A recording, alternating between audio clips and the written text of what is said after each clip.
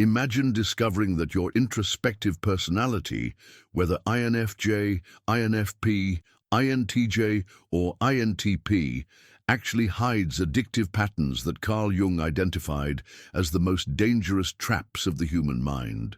What if the very traits that make you feel special and unique are simultaneously the chains that keep you trapped in cycles of psychological suffering you don't even recognize? Before we dive deep into this psychological revelation that could change how you see yourself forever, please hit that subscribe button and give this video a like. This kind of content takes enormous research, and I want to make sure it reaches people who truly need to hear this. Your support means everything. Carl Gustav Jung spent decades studying the human psyche, and what he discovered about introverted intuitive types would shock even the most self-aware individuals.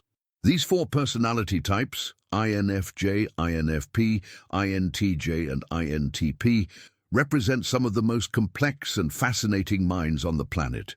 But Jung saw something that most people miss entirely. He saw that their greatest strengths were also their most dangerous weaknesses.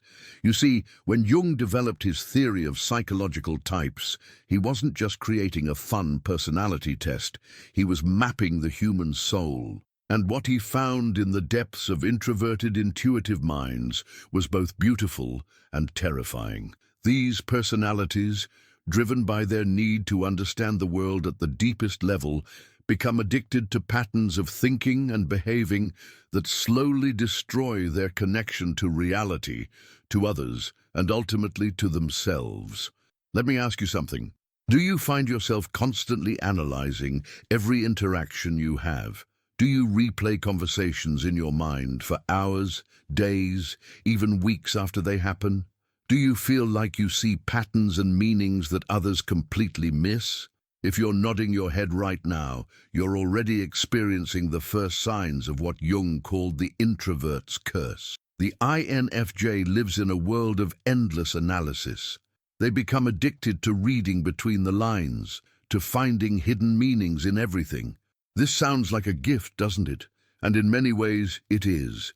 INFJs can see through people's facades, understand motivations that others miss entirely, and predict outcomes with uncanny accuracy. But Jung saw the dark side of this ability. The INFJ becomes so addicted to analyzing and interpreting that they lose the ability to simply experience life as it happens. Think about it.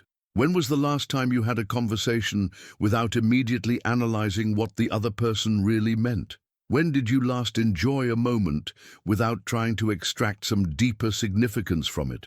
The INFJ's addiction to meaning-making becomes a prison where nothing can simply be what it appears to be. Everything must be symbolic. Everything must connect to some larger pattern. Everything must be analyzed until it loses all spontaneity and joy. But the INFJ's addiction goes even deeper than this. They become addicted to their own suffering. Jung noticed that INFJs often develop what he called a martyr complex. They become so comfortable with carrying the emotional burdens of others, so addicted to being the one who understands and helps, that they lose their own identity in the process. They become addicted to being needed, to being the wise counselor, to being the one who sees what others cannot see. This addiction to being special, to being different, to being the one who understands, creates a terrible trap. The INFJ begins to unconsciously seek out situations where they can play this role. They attract broken people, complicated situations, and emotional drama, because these things feed their addiction to being the wise helper. But Jung saw that this pattern slowly drains the INFJ's life force until they become empty vessels, pouring themselves out for others while never refilling their own cup. The INFP faces a different but equally dangerous addiction. Where the INFJ becomes addicted to analyzing others, the INFP becomes addicted to their own inner world. Jung observed that INFPs create elaborate fantasy worlds in their minds, complete with idealized versions of themselves, perfect relationships, and scenarios where all their dreams come true. This sounds harmless, even healthy. But Jung saw the addiction forming. The INFP become so comfortable in their inner world that external reality begins to feel harsh, disappointing, and inadequate. They become addicted to the feeling of potential, to the beautiful possibilities that exist in their imagination. But here's the trap Jung identified. The more time the INFP spends in their inner world, the more difficult it becomes to take action in the real world. You know this feeling, don't you? You have incredible ideas, beautiful visions of what your life could be, amazing creative projects that exist perfectly in your mind. But when it comes time to bring these visions into reality, something stops you. Jung called this the INFP's addiction to perfection. They become so attached to the perfect version that exists in their imagination that they're terrified to create an imperfect version in reality. This addiction to inner perfection creates a cycle of procrastination and self-sabotage that Jung saw as one of the most tragic patterns in human psychology. The INFP has incredible gifts to offer the world, but their addiction to the perfect inner version prevents them from ever sharing the imperfect but real version with others. They become addicted to the safety of potential rather than risking the vulnerability of actualization. But there's another layer to the INFP's addiction that Jung found particularly concerning. They become addicted to their own emotions.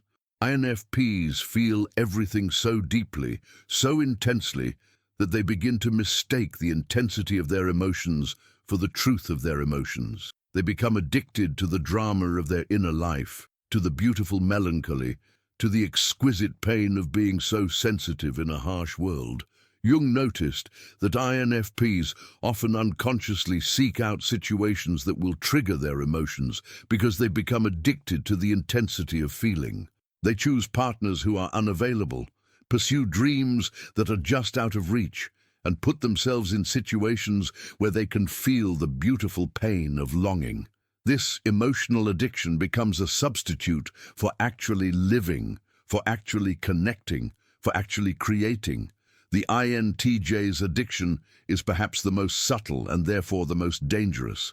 Jung observed that INTJs become addicted to their own intellectual superiority. This doesn't mean they're arrogant or boastful. In fact, many INTJs are quite humble about their abilities.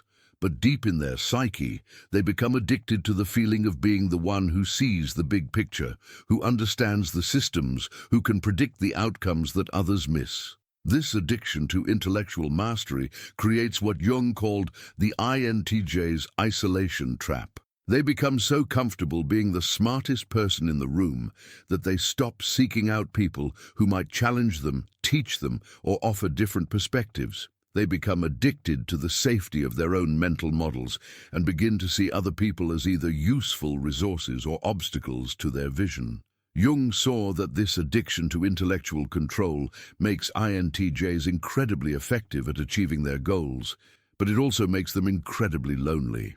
They become addicted to independence, to not needing anyone, to being able to figure everything out on their own.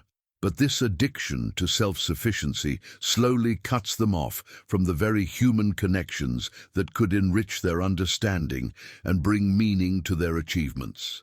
The INTJ also becomes addicted to their future vision. They spend so much time planning, strategizing, and working toward their long-term goals that they forget to actually live in the present moment.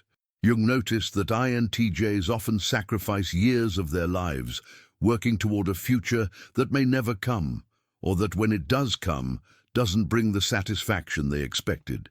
This addiction to the future creates a pattern where the INTJ is always living in tomorrow, always working toward the next milestone, always believing that happiness and fulfillment are just one more achievement away. But Jung saw that this pattern ensures the INTJ never actually arrives at contentment because they're addicted to the process of striving rather than the experience of being. The INTP's addiction might be the most intellectually seductive of all. Jung observed that INTPs become addicted to understanding, not to knowledge, not to facts, but to the process of understanding itself. They become fascinated by ideas, theories, and concepts, not because they want to apply them, but because they're addicted to the feeling of mental clarity that comes from grasping complex ideas. This sounds like a wonderful trait, doesn't it? And in many ways, it is. INTPs often become brilliant theorists, innovative thinkers, and groundbreaking researchers. But Jung saw the dark side of this addiction to understanding. The INTP becomes so fascinated by ideas that they lose interest in implementation, in practical application, in actually doing anything with their insights. Jung called this the INTP's paralysis of analysis. They become so addicted to thinking about thinking, to understanding, that they never actually finish anything.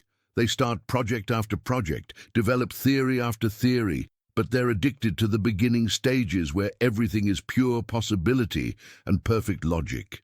The messy work of bringing ideas into reality holds no appeal because it lacks the clean satisfaction of pure thought. But there's an even deeper addiction that Jung identified in INTPs. They become addicted to being misunderstood. This might sound strange, but Jung noticed that INTPs often unconsciously cultivate an image of being too complex, too deep, too innovative for others to understand. They become addicted to the feeling of intellectual superiority that comes from being the misunderstood genius. This addiction to being misunderstood creates a terrible isolation. The INTP stops trying to communicate their ideas clearly because they're addicted to the feeling of being too advanced for others to grasp. They begin to see clear communication as a form of intellectual compromise, and they become addicted to the purity of their own thoughts, rather than the messy but meaningful work of sharing those thoughts with others. Now that you understand these addictive patterns, you might be feeling a mix of recognition and discomfort. That's exactly what Jung intended. He believed that awareness was the first step toward freedom, but he also knew that these patterns exist for a reason. They're not random flaws or weaknesses. They're sophisticated, psychological defense mechanisms that these personality types developed to cope with a world that often feels overwhelming, chaotic, and hostile to their sensitive nature. But here's what Jung discovered that changes everything. These addictions, while serving as protection, eventually become prisons. The very mechanisms that help these personalities survive and thrive in their early development become the barriers that prevent them from reaching their full potential as human beings. Let me share with you what Jung saw as the path to freedom for each of these types. But I want to warn you, this isn't going to be comfortable.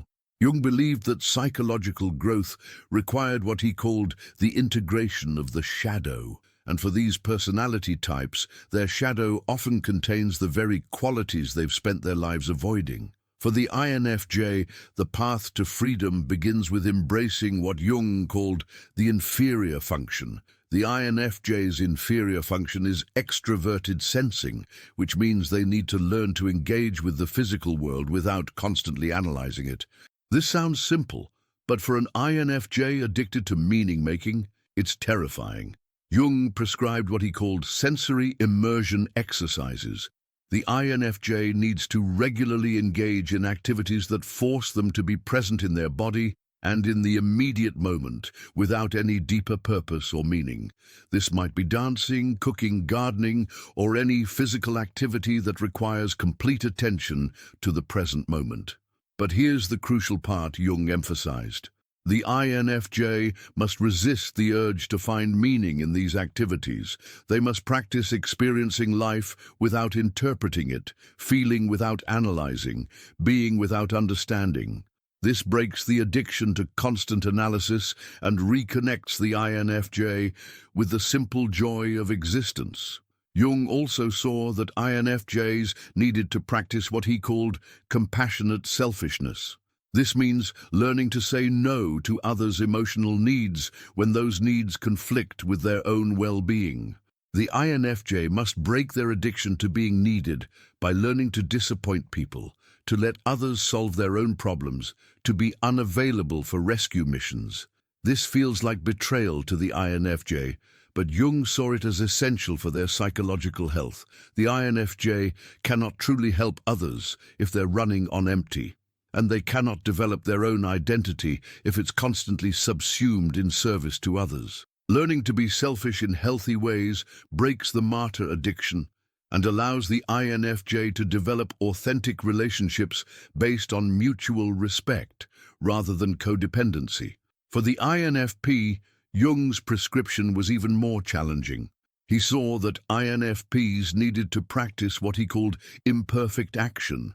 This means deliberately creating and sharing work that isn't perfect, that doesn't live up to their inner vision, that might be criticized or rejected. Jung understood that this goes against everything the INFP believes about creativity and authenticity, but he saw that the INFP's addiction to inner perfection was preventing them from ever contributing their gifts to the world. He prescribed a practice of creating something every day and sharing it immediately, without revision, without perfection, without waiting for the perfect moment or the perfect inspiration.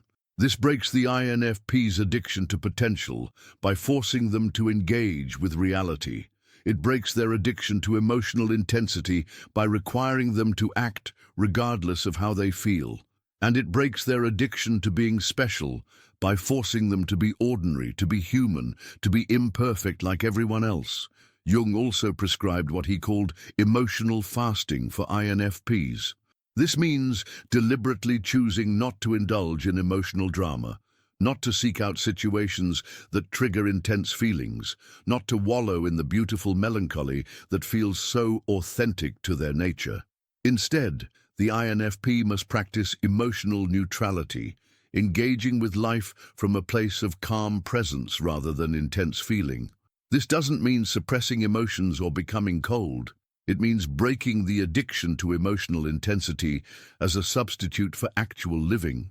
Jung saw that INFPs needed to learn that they could be authentic and creative without being constantly overwhelmed by their emotions. For the INTJ, Jung's path to freedom involved what he called intellectual humility. This means deliberately seeking out people who know more than they do, admitting when they don't understand something, and asking for help even when they could probably figure it out on their own. This is incredibly difficult for INTJs because it breaks their addiction to intellectual superiority and self-sufficiency. But Jung saw that this addiction was preventing INTJs from accessing the collective wisdom that could enhance their own understanding and make their visions more effective.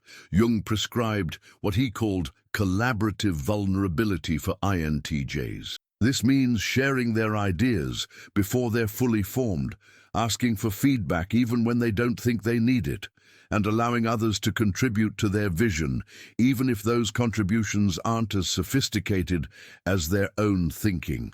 This breaks the INTJ's addiction to control and perfection while connecting them with others in meaningful ways.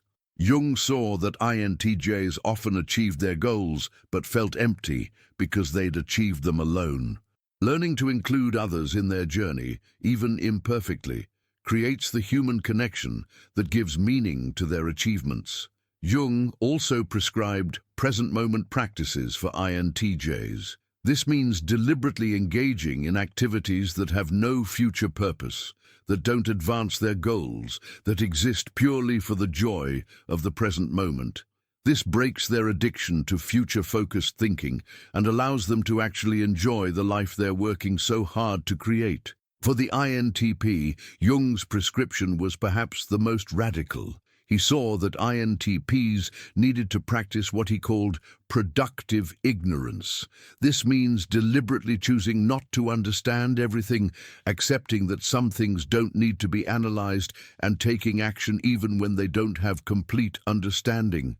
This goes against everything the INTP values, but Jung saw that their addiction to understanding was preventing them from ever actually doing anything with their insights. He prescribed a practice of implementation without perfection, of sharing ideas before they're fully developed, of taking action based on partial understanding. Jung also saw that INTPs needed to practice what he called vulnerable communication. This means explaining their ideas in simple terms that others can understand, even if this feels like intellectual compromise. It means caring more about being understood than about being right, more about connection than about complexity. This breaks the INTP's addiction to being misunderstood and forces them to engage with others as equals rather than as intellectual inferiors. Jung saw that this was essential for INTPs to actually contribute their gifts to the world rather than keeping them locked in their own minds. But here's what Jung understood that most people miss. These practices aren't about changing your personality type or becoming someone you're not. They're about integrating the parts of yourself that you've rejected or ignored. Jung called this the process of individuation, and he saw it as the primary task of human psychological development. The goal isn't to stop being an INFJ, INFP, INTJ, or INTP. The goal is to become a whole human being who can access all the functions of consciousness when needed. This means the INFJ can still analyze and understand, but they can also simply experience. The INFP can still feel deeply and create beautifully, but they can also take imperfect action.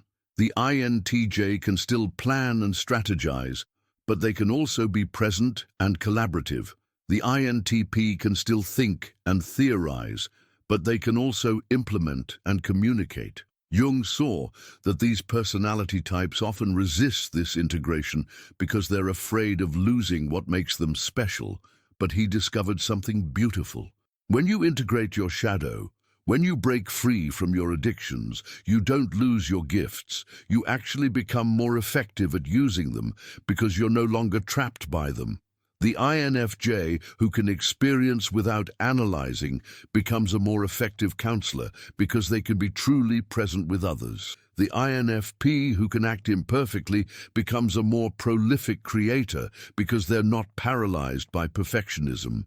The INTJ, who can collaborate, becomes a more successful leader because their vision includes the wisdom of others. The INTP, who can communicate clearly, becomes a more influential thinker because their ideas actually reach and impact others. This is the paradox Jung discovered. By letting go of what makes you feel special, you actually become more special. By breaking free from your addictions, you become more yourself, not less. By integrating your shadow, you become whole. So I want to ask you something. Which of these addictive patterns do you recognize in yourself? What would your life look like if you were free from these psychological chains? What would you create? Who would you become? How would you love if you weren't trapped by these unconscious patterns? Jung believed that consciousness was the greatest gift humans possess, but he also knew that consciousness without action is just another form of addiction.